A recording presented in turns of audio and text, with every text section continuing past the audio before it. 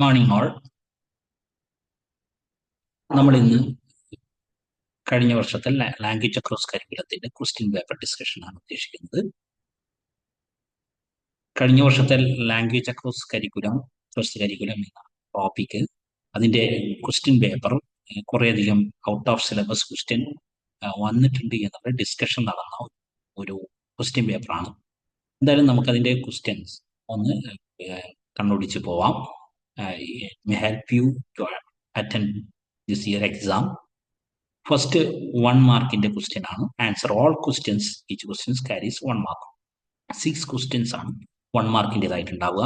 ഒന്നാമത്തെ ക്വസ്റ്റ്യൻസ് എന്ന് പറയുന്നത് dash refers to the exchange of information and message between people without the use of words or verbal language. Verbal language ഉപയോഗിക്കാതെ നടത്തുന്ന communication, without the use of words or verbal language എന്ന് പറയുമ്പോൾ നമുക്ക് first answer ആയിട്ട് വരുന്നത് non verbal communication എന്നുള്ളതാണ്. Non verbal കമ്മ്യൂണിക്കേഷന്റെ ഒരു part തന്നെയാണ് സൈൻ ലാംഗ്വേജ് എന്നുള്ളത് കൊണ്ട് സൈൻ ലാംഗ്വേജിനെയും ആൻസർ ആയിട്ട് പരിഗണിക്കാവുന്നതാണ്. നോൺ വെർബൽ കമ്മ്യൂണിക്കേഷൻ അതിന്റെ ആൻസർ ആയിട്ട് വരും. സൈൻ ലാംഗ്വേജ് എഴുതിയാലും ആൻസർ തെറ്റില്ല. Second question, it's from a grammar part. I prefer coffee than tea. ഈ സെന്റൻസ് കറക്റ്റ് ചെയ്യാനാണ് പറയുന്നത്. പ്രിഫർ എന്നുള്ള വേർഡ് വന്നത് കൊണ്ട് തന്നെ അതിന്റെ ഒന്നിച്ച് I prefer coffee to tea എന്നുള്ള അവിടെ ടു എന്നുള്ള പ്രൊപ്പോസിഷൻ ആണ് പ്രിഫറിന്റെ ഒന്നിച്ച് എപ്പോഴും വരാറുള്ളത്. അതുകൊണ്ട് I prefer coffee to tea എന്നാണ് ആൻസർ വരിക. ദെൻ തേർഡ് ക്വസ്റ്റ്യൻ വളരെ റിപ്പീറ്റ് ആയിട്ട് ചോദിക്കുന്ന ഒരു ക്വസ്റ്റ്യൻ ആണ്.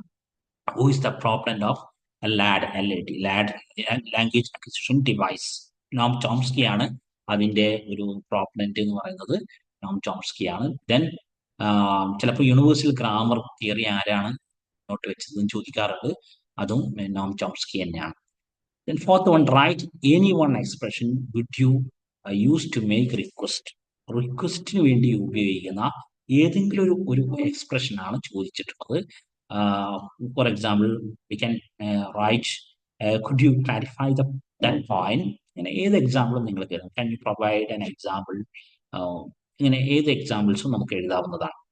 Then fifth question, dash is regarding reading technique that quickly searches for specific information or keywords without reading the entire content. Entire content വായിക്കാതെ നമ്മൾ പെട്ടെന്ന് തന്നെ ഒരു സ്പെസിഫിക് ഇൻഫർമേഷന് വേണ്ടി നമ്മൾ സെർച്ച് ചെയ്യുന്നതിന് പറയുന്ന റീഡിംഗ് സ്ട്രാറ്റജിക്ക് പറയുന്നത് സ്പെസിഫിക് ഇൻഫർമേഷൻ ആണ്. ദിസ് ഷുഡ് ബി സ്കാനിങ് ആയിരിക്കും അതിന്റെ ആൻസർ ആയിട്ട് വരിക. അപ്പം പിന്നെ scanning, skimming, types of reading techniques ഒക്കെ എല്ലാവർക്കും അറിയുന്നതാണ്. Then sixth one, expand SQ3R. S survey, Q question, read, reside and review. ഇത്രയാണ് അതിൻ്റെ അകത്ത് അതിന്റെ എക്സ്പാൻഷൻ ആയിട്ട് വരുന്നത്. 1 മാർക്ക് ക്വസ്റ്റ്യൻസ് കമ്പാരിറ്റീവ്ലി സിമ്പിൾ ആയിരുന്നു. ദെൻ 2 മാർക്സിന്റെ ക്വസ്റ്റ്യൻ ആണ്. Answer all questions. എല്ലാ ക്വസ്റ്റ്യനും ആൻസർ ചെയ്യേണ്ടതുണ്ട്. First one, list out components of effective oral communication. Effective oral കമ്മ്യൂണിക്കേഷന്റെ കമ്പോണൻസ് ലിസ്റ്റ് ഔട്ട് ചെയ്യുക എന്നുള്ളതാണ്. ഒരു 4 കമ്പോണൻസ് ലിസ്റ്റ് ഔട്ട് ചെയ്താൽ തന്നെ മതിയാകും. Clarity, tone, intonation, pronunciation, pace of talk, volume, ഇതൊക്കെ അതിന്റെ കമ്പോണൻസ് ആയിട്ട് വരുന്ന കാര്യങ്ങളാണ്. Then mention 8th question, mention 2 advantages of pair work. Pair വർക്കിന്റെ 2 അഡ്വാൻറ്റേജസ് നമുക്കറിയാം. എൻഹാൻസ് കമ്മ്യൂണിക്കേഷൻ സ്കില്ല് എൻഹാൻസ് ചെയ്യും. എൻഹാൻസ് കൊളാബറേഷൻ സ്കിൽ എൻഹാൻസ് ചെയ്യും. ദെൻ പാർട്ടിസിപ്പേഷൻ സ്കിൽ എൻഹാൻസ് ചെയ്യും. Then 9th one, write any 2 techniques to build vocabulary build ചെയ്യാനുള്ള ഏതെങ്കിലും 2 ടെക്നിക്കായി ചോദിച്ചിട്ടുള്ളത്. First one, reading regularly, then using flash card, language games, different language games, ഇതൊക്കെ techniques ആണ്. Then what is skimming, എന്താണ് skimming എന്നുള്ളതാണ് അടുത്തത്.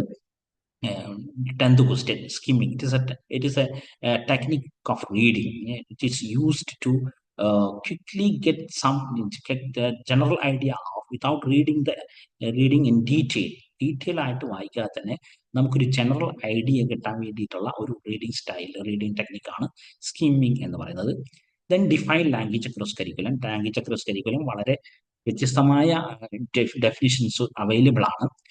ഫോറിൻ ലാംഗ്വേജ് അക്വയർ ചെയ്യാനുള്ള ഒരു സ്ട്രാറ്റജി എന്നുള്ള നിലക്കൊക്കെ define ചെയ്തവരുണ്ട്.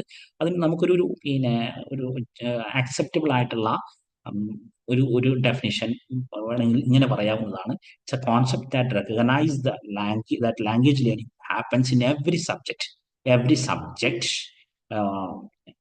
not just in language, every subject and activity, not just in language classroom or language subject, specific subject. Language class റൂമിന് അപ്പുറം എല്ലാ സബ്ജക്റ്റിലൂടെയും എല്ലാ ആക്ടിവിറ്റിയിലൂടെയും നമ്മുടെ ഈ ഒരു പിന്നെ ലാംഗ്വേജ് ലേണിംഗ് സാധ്യമാവുന്ന ഒരു ആശയമാണ് ലാംഗ്വേജ് ക്രോസ് കരിക്കുലം LAC എന്ന് പറയുന്നത്. ദെൻ പാരഗ്രാഫ് ക്വസ്റ്റ്യൻ ആണ്. Each carries 4 marks. Answer any 6 questions about 1 page. First one, what are the advantages of SQ3R method of reading? Expansion 1 മാർക്കിന് ചോദിച്ചു. Then advantages of SQ3R method ആണ് ചോദിക്കുന്നത്. നമുക്കറിയാം അത് ഇതിൻ്റെ ഒരു പിന്നെ ആദ്യം എന്താണ് SQ3R എന്നുള്ളത് ഇവിടെയും നിങ്ങൾക്ക് എഴുതാവുന്നതാണ്. എന്താണ് SQ3R എന്ന് എഴുതാം. ദെൻ ഇത് enhance understanding, enhance and improve retention എഴുതാവുന്നതാണ്.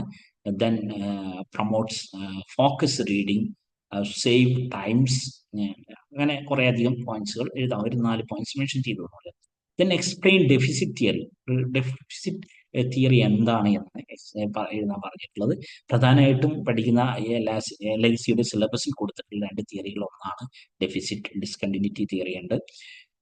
It refers to the idea that underachievement or academic failure because of some socio-economical cultural background ഉണ്ടായിട്ടുണ്ട്. ആ വേർഡ് സൂചിപ്പിക്കുന്ന പോലെ ചില മിസ്സിങ് ഇൻ ലാംഗ്വേജ് ലേണിംഗ്, അതാണ് കാര്യമായിട്ട് ഉപയോഗിക്കുന്നത്. Socio economic or cultural background കാരണം ഉണ്ടാവുന്ന ചില ഭാഷാ പഠനത്തിൽ സംഭവിച്ചിട്ടുള്ള ചില പരിമിതികളെ സൂചിപ്പിക്കാനാണ് ഈ തിയറി, പരിമിതികളെ വിശദീകരിക്കുകയാണ് ഈ തിയറി ചെയ്യുന്നത്.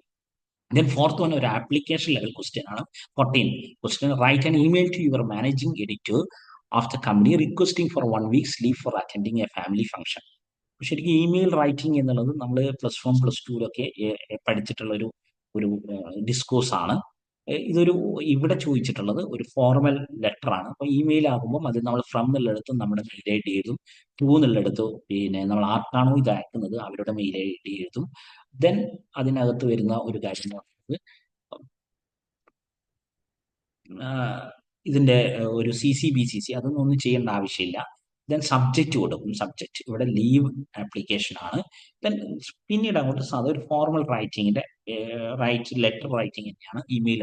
അതിൻ്റെ ഒരു ഇമെയിൽ ഫ്രം അഡ്രസ്സും ട്രൂ അഡ്രസ്സും ഒക്കെ എഴുതുന്നിടത്താണ് ചെറിയൊരു വേരിയേഷൻ വരുന്നത്. Then discuss the benefits of learning grammar. Grammar പഠിക്കുന്നതിന്റെ ബെനിഫിറ്റ്സ് എന്തൊക്കെയാണ്? ബെനിഫിറ്റ്സ് പ്രധാനമായിട്ടും നമുക്കറിയാം നമ്മുടെ ലാംഗ്വേജ് സ്കില്ല് എൻഹാൻസ് ചെയ്യും. Enhance language skill, improve communication skill, improve our professionalism. Then it improve writing skill, and especially formal writing and effective expression. It improve effective expressions.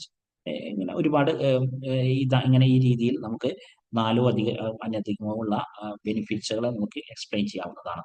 Then 16th one, enumerate the strategies to improve reading skills in your language classroom. Reading skills improve ചെയ്യാനുള്ള കുറച്ച് strategies suggest ചെയ്യാനാണ് പറഞ്ഞിട്ടുള്ളത്. പക്ഷെ നമുക്കറിയാം പിന്നെ reading, news reading techniques, then regular reading,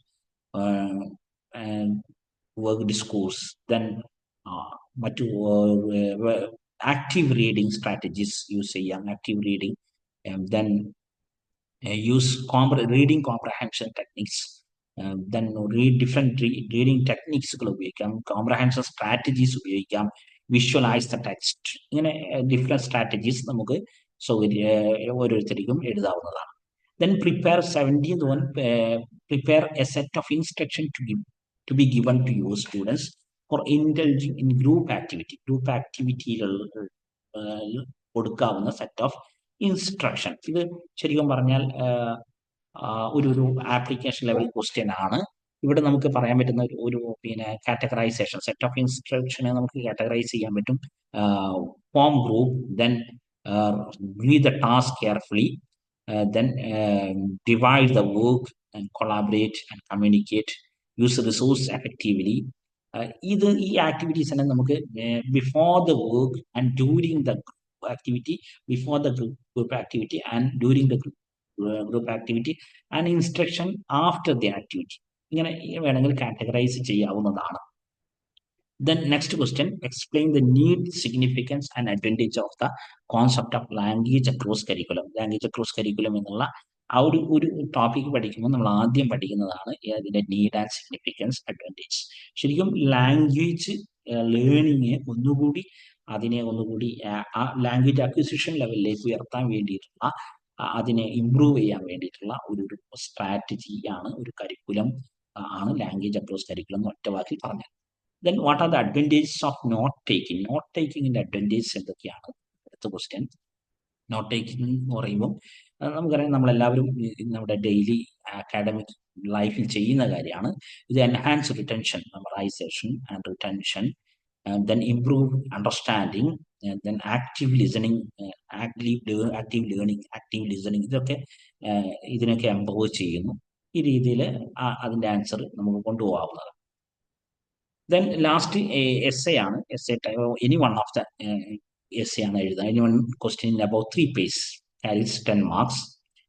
രണ്ടും direct syllabus എന്നല്ല ചോദിച്ചിട്ടുള്ളത്. ഒന്ന്, elaborate on the key factors that have led to the global acceptance of English as a lingua franca എന്നുള്ളതാണ്.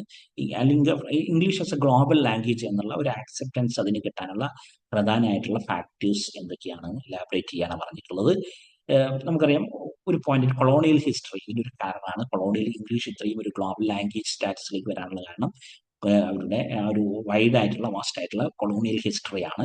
Then globalisation, technological advancement, cultural influence diffusion, international organisation, so international industrial revolution, technological revolution, information revolution.